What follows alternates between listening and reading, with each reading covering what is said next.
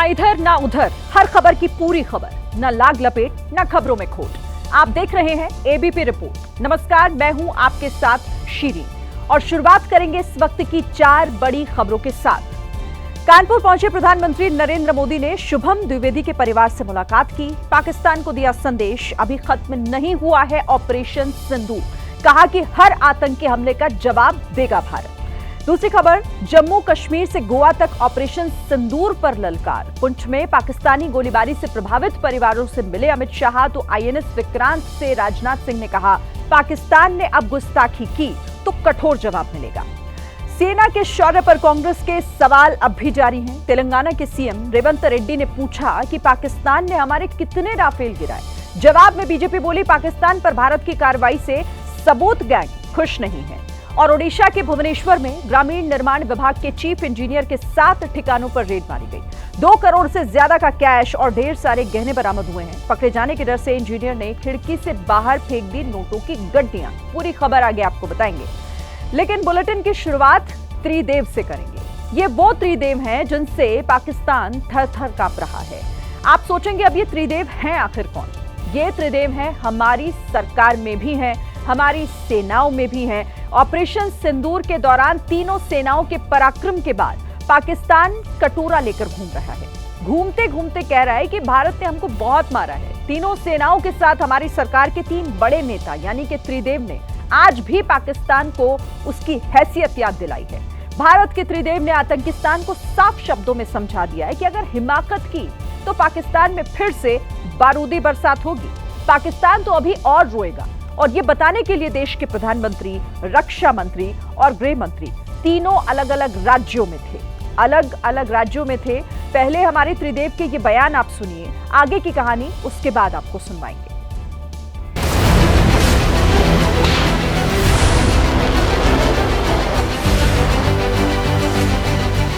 आतंक का फन अगर फिर उठेगा तो भारत उसे बिल से खींचकर कुचलने का काम करेगा। अगर पाकिस्तान से फिर यदि कोई जरूरत की तो इस बार नेवी भी हरकत में आएगी और फिर भगवान ही जानता है कि पाकिस्तान का क्या होगा।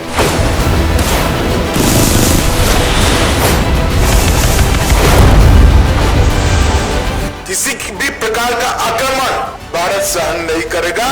इसका सटीक और इससे भी बुलंद जवाब दिया जाए।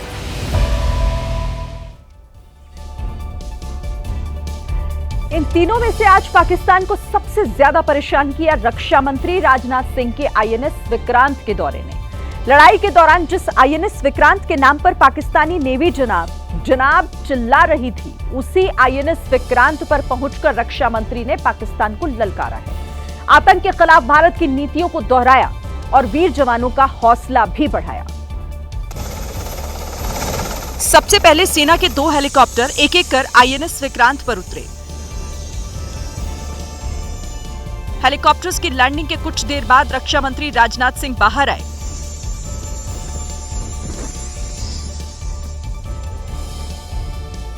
तेज हवाओं को चीरते हुए जवानों के बुलंद हौसलों को रक्षा मंत्री ने अपने साथ इस तस्वीर में कैद किया। इसके बाद रक्षा मंत्री ने आईएनएस विक्रांत से समंदर को देखा।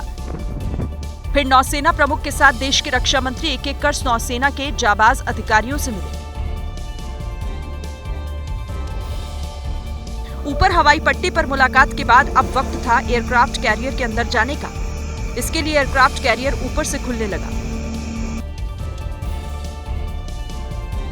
एयरक्राफ्ट कैरियर के अंदर जाने के बाद रक्षा मंत्री ने पाकिस्तान की नेवी को उसकी हैसियत याद दिला दी। बिना किसी एयरक्राफ्ट कैरियर के भारत को टक्कर देने का सपना देखने वाले पाकिस्तान को रक्षा मंत्री ने खूब लताड़ा। राजनाथ सिंह ने बताया कि अगर नेवी भी ऑपरेशन सिंदूर में आ जाती तो पाकिस्तान का क्या हाल होता। अगर ऑपरेशन सिंदूर में भारतीय नौसेना अपनी फार्म में आई होती तो पाकिस्तान के 2 टुकड़े ही न होते, बल्कि मैं समझता हूं शायद 4 टुकड़े हो जाते। झूठी जीत की पींगे बजा रहे पाकिस्तान को रक्षा मंत्री ने एक बार फिर डराया है। अब तक जो हुआ वह तो वार्म अप था। अब तक जो हुआ वह तो वार्म अप था। भारत अब सहन नहीं करता है, भारत अब सीधा जवाब देता है। भारतीय नौसेना और पाकिस्तानी नौसेना में जमीन आसमान का अंतर है। अगर भारतीय नेवी ने एक्शन लिया होता तो पाकिस्तान का पोर्ट इतिहास के पन्नों में शिफ्ट हो गया होता। देखिए, पाकिस्तान ये बात बहुत अच्छी तरह से जानता है कि वो सीधी लड़ाई में भारत से नहीं जीत सकता। इसीलिए उसने पहलगाम आतंकी हमले के बाद पुंछ में सीमा के करीब रह रहे भारतीयों के घरों को निशाना बनाकर फायरिंग की थी। आज गृह मंत्री अमित शाह पुंछ पहुंचे, जहां उन्होंने पाकिस्तान के हमलों में मारे गए लोगों के परिवार वालों से मुलाकात की और उन्हें ये भरोसा दिलाया कि अब पाकिस्तान को उसकी की सजा मिलकर रहेगी। गृह मंत्री ने पुंछ में पाकिस्तानी हमलों के निशान देखे, पाकिस्तान की कायरता देखी। उसके बाद वो उस गुरुद्वारे भी पहुंचे जहां पाकिस्तान ने शेलिंग की थी। गुरुद्वारे के साथ अमित शाह ने पुंछ में मंदिर पर हुए हमले के निशान भी करीब से देखे। मंदिर गुरुद्वारे के दौरे के साथ गृह मंत्री अमित शाह पुंछ की गलियों में भी घूम रहे थे। जम्मू कश्मीर की जनता को, अवाम को भी ये संदेश देने आया हूं कि जम्मू कश्मीर का विकास रुकेगा नहीं, थमेगा नहीं। आम लोगों से मिलने के बाद गृह मंत्री बीएसएफ के जवानों के बीच पहुंचे। उन्होंने जवानों को उनके शौर्य की याद दिलाई। उनकी संपूर्ण निगरानी प्रणाली चुन कर आपने ध्वस्त कर दी। गृह मंत्री ने बताया कि बीएसएफ ने पाकिस्तानी सेना को अपने हमले से 4-5 साल पीछे धकेल दिया है। रक्षा मंत्री और गृह मंत्री के अलावा प्रधानमंत्री नरेंद्र मोदी भी 2 राज्यों के दौरे पर रहे, एक बिहार, दूसरा उत्तर प्रदेश। दोनों जगहों से प्रधानमंत्री ने पाकिस्तान पर हमला बोला। पीएम ने साफ कर दिया कि ऑपरेशन सिंदूर अब भी जारी है। पीएम का यह बयान पाकिस्तान के लिए सीधी चेतावनी है। अगर अब पाकिस्तान ने कोई गलत हरकत की तो उसका अंजाम बेहद खतरनाक होगा।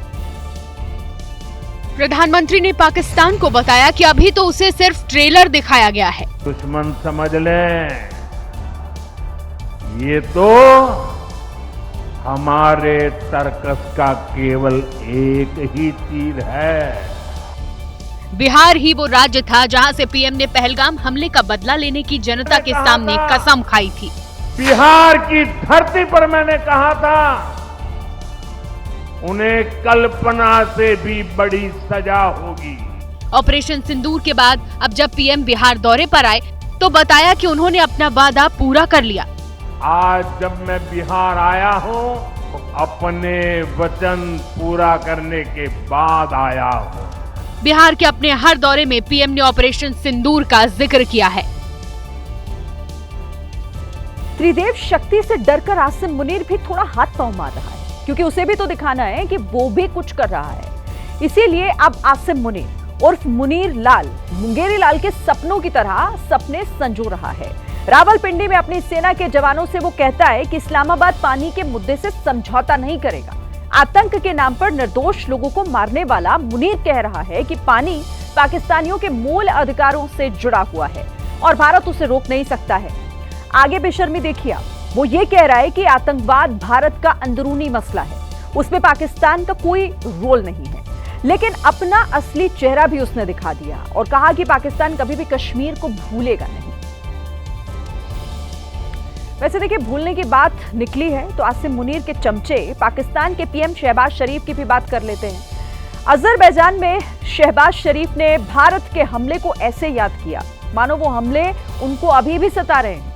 ब्रह्मोस तो उन्हें सपने में आकर डरा रहा है। शहबाज अभी भी हमारी ब्रह्मोस मिसाइल का राग अलाप रहा है। उसने दुनिया के सामने माना है कि भारत पर पहले हमला करने के बाद वो एक बार और हमला करना चाहते थे, लेकिन उससे पहले ही भारत ने अपने एयरबेस पर ब्रह्मोस मिसाइल से अटैक कर दिया।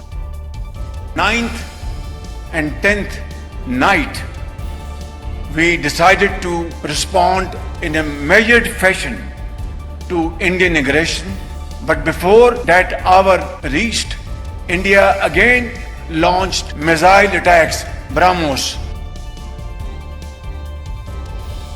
बात हरिद्वार की, जहां रानीपुर कोतवाली क्षेत्र में आग की लपटों ने जमकर तबाही मचाई। आबादी के बीच लगी भीषण आग से लाखों रुपए का नुकसान हो गया। लोग आग लगने के पीछे प्रशासन की लापरवाही को वजह बता रहे हैं। ये आग हरिद्वार के दादोपुर गोविंदपुर में लगी थी। आसमान में आग की ऊंची ऊंची लपटें और धुएं का गुबार देखा गया। धुआं इतना ज्यादा था कि आसपास के लोगों का दम घुटने लगा था। आग कबाड़ के गोदाम में लगी थी और तेजी से एक एक कर 7 गोदामों को जलाकर राख कर दिया। सूचना पाकर फायर ब्रिगेड की टीम मौके पर पहुंची, लेकिन तब तक मौके पर लाखों का नुकसान हो चुका था। फायर ब्रिगेड की टीम ने काफी मशक्कत के बाद आग पर काबू पाया। स्थानीय लोगों का कहना है कि आबादी के बीच ये गोदाम अवैध रूप से बनाए गए थे, जिसकी शिकायत प्रशासन से की गई थी, लेकिन प्रशासन ने न तो सुरक्षा के मानकों की जांच की और न ही गोदाम को बंद कराया और लापरवाही की वजह से आग लग गई। हालांकि आग लगने के कारणों की जांच की जा रही है। सड़क हादसे लगातार बढ़ रहे हैं, लेकिन कुछ लोग फिर भी सुधरने का नाम नहीं ले रहे हैं। जबलपुर में एक कार वाले ने न सिर्फ ट्रैफिक रूल तोड़ा, बल्कि ऐसा काम किया जिसकी वजह से किसी की जान भी जा सकती थी। ये दुस्साहस नहीं तो और क्या है। फ्लाईओवर ब्रिज से उतरी कार को ध्यान से देखिए। ऐसा लग रहा है कि कार वाले को ना तो कानून का डर था और ना ही किसी का नुकसान होने की फिक्र।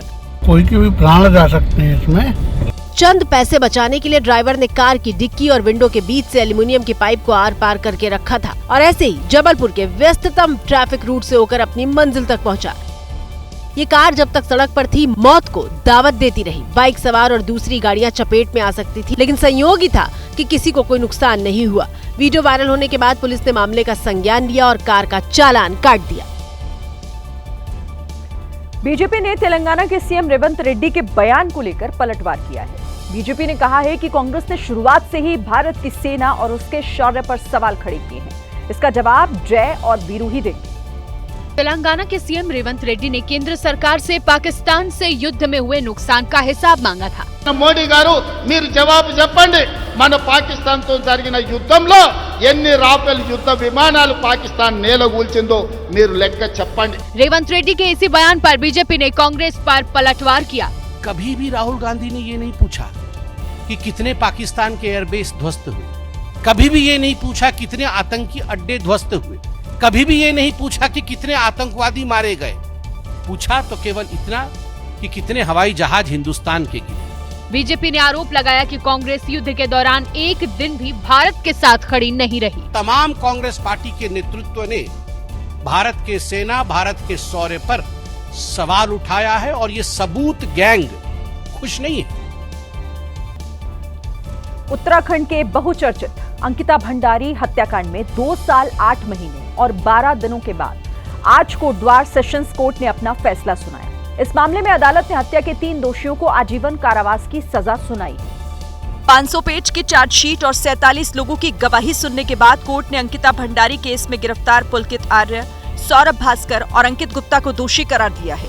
अदालत ने पुलकित आर्य को कठोर आजीवन कारावास और 72,000 का जुर्माना लगाया है। सौरभ भास्कर और अंकित गुप्ता को भी आजीवन कारावास और 72,000 के जुर्माने की सजा सुनाई गई। कोर्ट ने दोषियों को 4 लाख रुपए मृतका के परिजनों को देने को कहा। अंकिता के माँ बाप को इसमें न्याय मिला है और एक संदेश भी हम जनमानस के लिए गया है कि यदि आपके द्वारा किसी भी अपराधी द्वारा ऐसा कृत्य किया जाएगा तो उसको इसी तरह सजा मिलेगी। आपको बता दें कि 18 सितंबर 2022 को पौड़ी के वनंतरा रिजॉर्ट में अंकिता की हत्या कर उसके शव को ऋषिकेश की चिला शक्ति नहर में फेंक दिया गया था। वहीं कोर्ट के फैसले के बाद हत्या का दोषी सौरभ भास्कर जब पुलिस कस्टडी में बाहर आया तो वो बेशर्मों की तरह ऐसे हाथ हिला रहा था जैसे वो उसे हत्या के मामले में सजा नहीं हुई है, बल्कि वो कोई जंग जीत कर बाहर आ रहा हो। सौरभ की बेशर्मी का ये वीडियो सोशल मीडिया पर वायरल हो रहा है, जो इस वक्त आप देख रहे हैं। तो देखिए ये किस तरह की बेशर्मी है, जैसे कोई सजा नहीं मिली हो, किसी केस में ये दोषी नहीं पाया गया हो, बल्कि ये कोई जंग जीतकर हंसता मुस्कुराता हुआ बाहर निकल रहा है।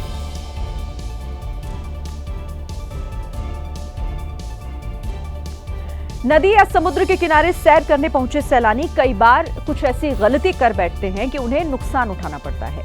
केरल के पलक्कड़ जिले में भी कुछ ऐसा ही हुआ और तब सैलानियों की मदद के लिए गजराज को बुलाना पड़ा। क्योंकि सैलानियों की टोयोटा फॉर्च्यूनर कार नदी की रेत में फंस गई। तमाम कोशिश के बाद भी जब गाड़ी टस से मस नहीं हुई तो सैलानियों ने गांव के लोगों से मदद मांगी। इसके बाद मदद के लिए पहुंचे गजराज कार को एक मोटे रस्से से बांधा गया और उसका एक छोर हाथी को पकड़ा दिया गया। इसके बाद हाथी ने रस्सी को सूंड की मदद से दांतों में दबाया और महावत का इशारा मिलते ही कार को खींचना शुरू कर दिया। देखते ही देखते रेत में फंसी भारी भरकम टोयोटा फॉर्च्यूनर कार को नदी से बाहर खींच लिया गया। नदी से कार बाहर निकलते ही लोगों ने चैन की सांस ली और गजराज को धन्यवाद किया। लखनऊ के KGMU यानी किंग जॉर्ज मेडिकल यूनिवर्सिटी के डॉक्टर्स ने एक जटिल ऑपरेशन के जरिए 7 साल के बच्चे की जान बचा ली। जानकारी के मुताबिक गांव में खेलते समय ये बच्चा नीचे गिर गया और वहां पर पड़ी हुई एक लंबी सी कील उसकी गर्दन में घुस गई थी। 8 सेंटीमीटर लंबी इस कील से बच्चे की गर्दन की नसों और टिश्यू को काफी नुकसान पहुंचा था और ये कील बच्चे के चेहरे के पीछे से होती हुई उसके दिमाग तक पहुंच गई थी। बुरी तरीके से जख्मी हालत में बच्चे को लेकर उसके घरवाले KGMU ट्रॉमा सेंटर पहुंचे थे, जहां डॉक्टरों की टीम ने 10 घंटे लंबी जटिल सर्जरी कर उस बच्चे की जान को बचा लिया। डॉक्टर्स ने बताया कि कील ऐसी जगह पर फंसी थी कि जरा सी भी अगर चूक होती तो वो जानलेवा साबित हो सकती थी। बच्चे को अभी ICU में रखा गया है और उसकी हालत में लगातार सुधार भी हो रहा है। पहाड़ों पर जाकर आपने अक्सर खूबसूरती को निहारा होगा, लेकिन हिमाचल प्रदेश के कसोल में सिर्फ कूड़ा और गंदगी का अंबार नजर आएगा। लेकिन सवाल यहां यह है कि खूबसूरत कसोल का यह हाल आखिर किसने किया? इन दिनों सोशल मीडिया पर कसोल के कई वीडियो वायरल हो रहे हैं, जिसमें जगह जगह लगे कूड़े के ढेर कसोल की खूबसूरती पर दाग की तरह नजर आता है। कसोल को कूड़ेदान बनते देख स्थानीय लोगों का भी दिल दुख रहा है। वीडियो में जो कचरा है उसमें ज्यादातर प्लास्टिक की बोतलें, रैपर और पैकेट बंद खाने के बॉक्स हैं। इस वीडियो के जरिए लोगों ने आपत्ति जताते हुए पर्यावरण और पर्यटन को होने वाले नुकसान को दर्शाया है और तत्काल इस पर एक्शन की मांग की है। कसौल एक टूरिस्ट प्लेस है जहां ज्यादातर लोग बाहर से घूमने आते हैं, लेकिन जाते वक्त जाने अनजाने ये गंदगी छोड़ जाते हैं, जिसके बोझ तले कसौल की सुंदरता गायब हो गई है। IPL में अपनी शानदार बल्लेबाजी से सबका दिल जीतने वाले 14 साल के वैभव सूर्यवंशी ने आज पटना एयरपोर्ट पर प्रधानमंत्री नरेंद्र मोदी से मुलाकात की और पैर छूकर उनका आशीर्वाद लिया। IPL में जलवा बिखेरने वाले वैभव सूर्यवंशी ने पटना एयरपोर्ट पर अपने परिवार के साथ PM मोदी से मुलाकात की। PM मोदी से मिलते ही वैभव ने पहले पैर छूकर आशीर्वाद लिया। इस दौरान PM मोदी ने वैभव के हाथ को अपने हाथ में लेकर कुछ देर तक बातचीत की। PM मोदी ने वैभव के पिता से भी हाथ मिलाया और उनका हालचाल जाना। इन तस्वीरों को सोशल मीडिया प्लेटफॉर्म पर पोस्ट कर तारीफ भी की। पटना एयरपोर्ट पर युवा क्रिकेट खिलाड़ी वैभव सूर्यवंशी और उनके परिवार से मुलाकात की। उनके क्रिकेट कौशल की पूरे देश में प्रशंसा हो रही है। उनके भविष्य के प्रयासों के लिए मेरी शुभकामनाएं।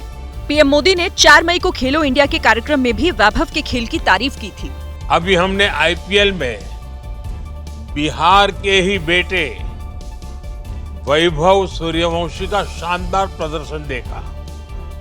इतनी कम आयु में वैभव ने इतना जबरदस्त रिकॉर्ड बना दिया। वैभव सूर्यवंशी ने IPL के मौजूदा सीजन में कुल 7 मैच खेले, जहां 18 चौके और 24 छक्कों के साथ 252 रन बनाए। प्रधानमंत्री मोदी आज उत्तर प्रदेश के कानपुर दौरे पर थे। वहां उन्होंने पहलगाम हमले में मारे गए शुभम द्विवेदी के परिवार से मुलाकात की। उन्हें भरोसा दिया कि देश पीड़ितों के साथ खड़ा है। अपने भाषण में भी प्रधानमंत्री ने शुभम का जिक्र किया। पहलगाम के कायरना आतंकी हमले में हमारे कानपुर के बेटे शुभम द्विवेदी ने भी इस बर्बरता का वो शिकार हुए। जनसभा से पहले ही प्रधानमंत्री ने शुभम की फैमिली से मुलाकात की। वहां उन्होंने आतंक के खिलाफ भारत सरकार का ब्लूप्रिंट भी सामने रखा। उन्होंने कहा कि वो और पूरा देश हमारे साथ है इस घटना में, और वो मतलब जिस तरीके से अभी तक आतंकवाद के खिलाफ उन्होंने जितनी भी चीजें करी हैं, कार्रवाइयां करी हैं, वो अभी शुरुआत है। शुभम के परिवार ने भी PM को अपना साथ दिया। सबने मिलकर कहा, हम भारत सरकार और सेना के साथ हैं। कर्नाटक के कई शहरों में बाढ़ जैसे हालात बन रहे हैं। मैंगलोर, बेंगलुरु और ऊटी में तो जनजीवन अस्त व्यस्त हो गया है। एक जगह से दूसरी जगह जाने के लिए लोगों को नाव का सहारा लेना पड़ रहा है। जहां तक नजर जाएगी बाढ़ से मची तबाही और लोगों की बेबसी नजर आएगी। ये तस्वीर मैंगलोर के उल्लाल बेल की है, जहां कई घर पानी में डूब गए। लोगों को बचाने के लिए NDRF को रेस्क्यू ऑपरेशन चलाना पड़ा। दरअसल लगातार हुई बारिश की वजह से घर हाउस बोट बन गए और सड़कें तालाब, क्योंकि ज्यादातर सड़कें डूब चुकी हैं, जिससे ट्रांसपोर्ट व्यवस्था ठप पड़ गई है। कई गांव रोड कनेक्टिविटी से कट चुके हैं। कई जगह प्रशासन की अनदेखी को लेकर लोग नाराज दिखे। वहीं कर्नाटक में एक लैंडस्लाइड का मामला भी सामने आया। दरअसल दक्षिण कन्नड़ जिले के देरलकट्टे इलाके में अचानक लैंडस्लाइड से पहाड़ी के किनारे बना एक मकान भूस्खलन की चपेट में आ गया, जिसमें एक बच्ची की मौत हो गई। यूपी के बुलंदशहर से स्टंटबाजों का एक वीडियो सामने आया है जिसमें कुछ युवक सड़क पर स्टंट करके अपनी और राहगीरों की जान को खतरे में डाल रहे हैं। स्टंटबाजी का ये वीडियो खतरनाक है।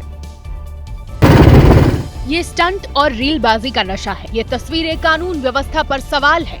चलती सड़क पर बेखौफ अंदाज में युवक कारों में काफिला लेकर चल रहे हैं। ये सभी मौत को दावत दे रहे हैं। पलक झपकी और हादसा हो जाएगा, ये तय भी दिख रहा है। हर विंडो से कोई न कोई खड़ा है। बीच में कारों में तेज आवाज में गाने बज रहे हैं। सभी स्टंट के नशे में चूर हैं। सामने पुलिस चौकी भी आई, तब भी इन्हें कोई डर नहीं। मामला खुर्जा पहासू रोड इलाके का है। बताया जा रहा है कि ये सभी युवक बारात में शामिल होने आए थे। एक तरफ मैदानी इलाकों में भीषण गर्मी है तो वहीं कश्मीर के गुलमर्ग की हसीन वादियां बर्फ से गुलजार हैं, जिसे देखकर गर्मी की छुट्टी मनाने सैलानियों के चेहरे खिल उठे हैं।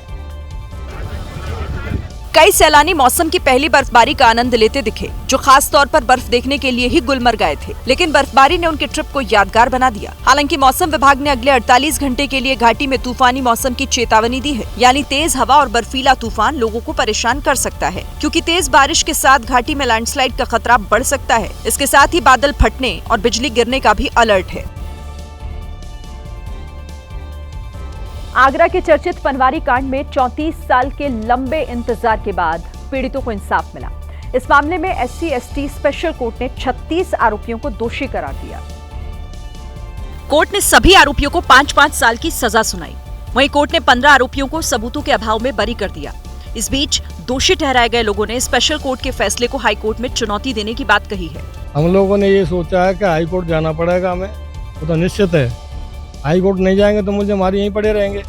जो भी इन्होंने धारा लगाई हमारे ऊपर वो गलत लगाई है। ये पूरा मामला 21 जून 1990 का है। तब पनवारी गांव में दलित परिवार में शादी के दौरान घुड़चढ़ी को लेकर विवाद हुआ था। जाट समुदाय के लोगों ने दलित को घोड़ी पर बैठने नहीं दिया, जिस पर विवाद ने जातीय संघर्ष का रूप ले लिया था। इस मामले में पुलिस ने 80 लोगों के खिलाफ चार्जशीट दाखिल की थी, जिनमें से 27 की मौत कोर्ट का फैसला आने से पहले ही हो चुकी है। हिमाचल प्रदेश के सिरमौर से एक डरा देने वाला वीडियो सामने आया है, जहां चलती कार पर पहाड़ से पत्थर गिरने लगे। रोंगटे खड़े कर देने वाले इस वीडियो में लोग भागकर अपनी जान बचाते दिख रहे हैं। सड़क पर कार जा रही थी, ऊपर से अचानक पत्थर गिरने लगे। भूस्खलन का ये खौफनाक वीडियो NH 707 का है। एक परिवार कार से जा रहा था, तभी पत्थर गिरने लगे। कार में सवार लोगों ने कूदकर भागकर किसी तरह अपनी जान बचाई। वीडियो में आप देख सकते हैं कि जरा सी देर भी इनकी जान ले सकती थी। अरे हट जाओ सब लोग, पीछे भाग यार। जैसे ही लोग वहां से हटे, वैसे ही बड़े बड़े पत्थर फिर से आकर सड़क पर गिरने लगे। ऐसा लग रहा था मानो पत्थर के साथ पूरा पहाड़ टूटकर नीचे आ गिरेगा। ये खतरनाक वीडियो पावंटा शिलाई मार्ग का है। अब हम आपको काले धन के कुबेर चीफ इंजीनियर के बारे में बताएंगे भी और दिखाएंगे भी, जिसके बारे में जिसने भी सुना और देखा वो बस देखता ही रह गया है। ओडिशा के भुवनेश्वर में इस चीफ इंजीनियर के घर पर विजिलेंस विभाग की टीम ने छापा मारा। फिर तो जो नजारा एक छोटे से घर में दिखाई दिया, उसने अधिकारियों को भी हैरान कर दिया। कुछ ऐसी तस्वीर चीफ इंजीनियर के घर पर उभरी, जिसमें करोड़ों रुपए का कैश बरामद हुआ है और करोड़ों रुपए की ही ज्वेलरी का अनुमान लगाया जा रहा है, क्योंकि उसका गुणा भाग अभी नहीं हो पाया है। इनसे इतर महंगी महंगी बेशुमार साड़ियां और दूसरी चीजें भी बरामद हुई हैं। इसी के बाद से हमने इसे नाम दिया है धन कुबेर चीफ इंजीनियर, क्योंकि एक चीफ इंजीनियर के घर के अंदर इतनी बेनामी संपत्ति मिलना हैरान करता है। गिनते जाओ, इधर भी कैश, उधर भी कैश, कैश ही कैश। इतना कैश कि गिनते गिनते उंगलियां जब थक गईं तो फिर मशीन को भी लगाया गया। मशीन ने भी साथ में गिनना शुरू किया तो पता चला कि यहाँ 500 और दूसरे नोटों की शक्ल में 1 करोड़ रुपए से भी ज्यादा के नोट रखे हुए थे, जिन्हें कुछ इस तरह से जमीन पर बिछाया गया तो एक गद्दे भर की जगह इन गड्डियों ने ले ली। हालांकि इनके अलावा भी चीफ इंजीनियर के 6 और ठिकानों पर भी छापेमारी की गई, जिनमें एक और फ्लैट से भी इसी तरह 1 करोड़ 10 लाख रुपए बरामद हुए हैं। सोचिए, सिर्फ 2 जगह से ही अब तक कुल मिलाकर 2 करोड़ 10 लाख रुपए से ज्यादा बरामद हो चुके हैं।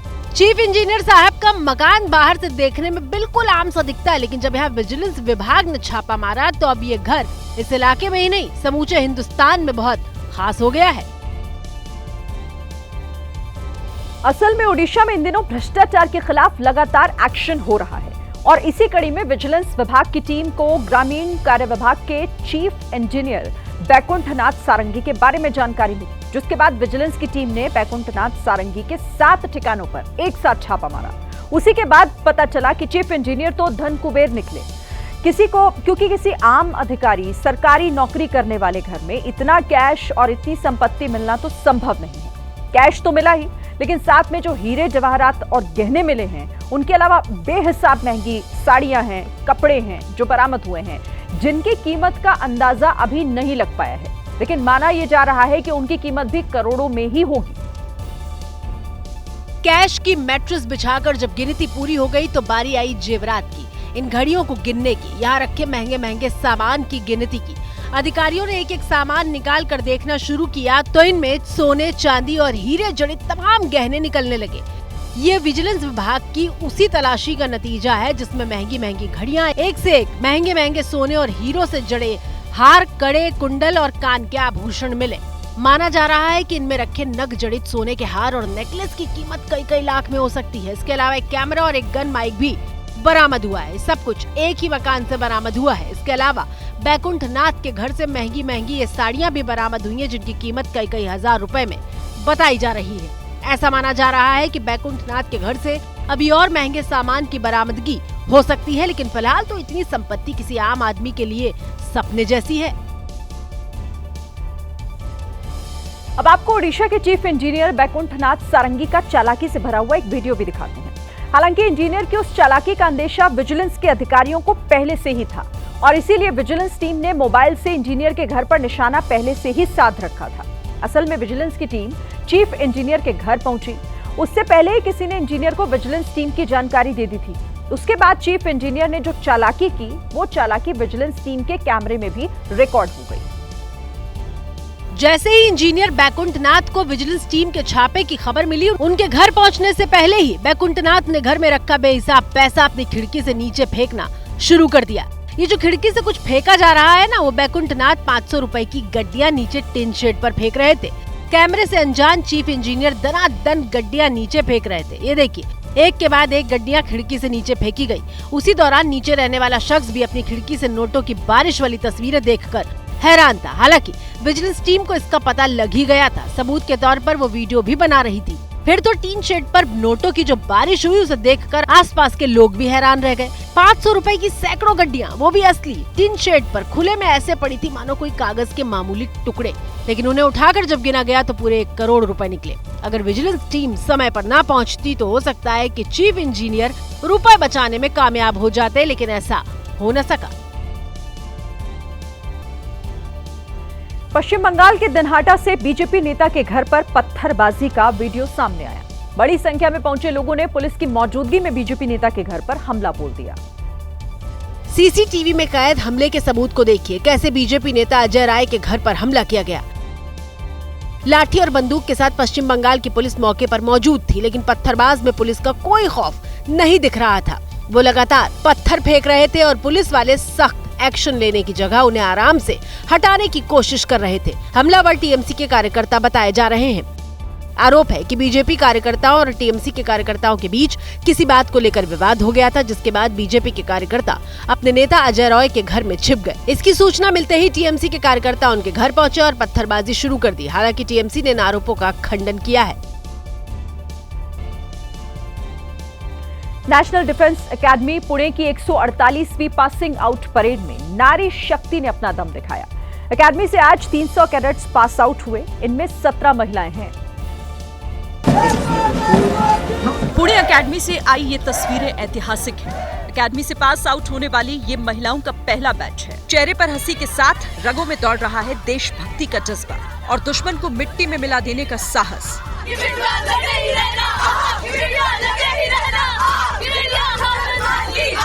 पुणे नेशनल डिफेंस एकेडमी से पास आउट होने वाले ये सभी चेहरे आने वाले वक्त में इंडियन आर्मी, वायुसेना और भारतीय नौसेना में अपनी सेवा देंगे, जिसे लेकर ये सभी बेहद उत्साहित हैं। हमारे जूनियर हमारे नीचे 5 और कोर्स हैं लड़कियों का, एंड वो बहुत अच्छा कर रही हैं बहुत, और आगे जितनी भी लड़कियां ज्वाइन करेंगी वो बहुत अच्छा करने वाली हैं। लड़कियां कहीं कम नहीं है and they are mentally very strong. पहले बैच के साथ पास आउट श्रीति ने आर्ट स्ट्रीम में टॉप किया है। उनके पिता एयरफोर्स में विंग कमांडर रहे हैं, तो अब बेटी पिता के नक्शे कदम पर बढ़ने को तैयार है। तो तो इसी के साथ ये थी आज की एबीपी रिपोर्ट। कल भी जारी रहेगी खबरों की खोज। तब तक के लिए आप बने रहिए एबीपी न्यूज के साथ। नमस्कार।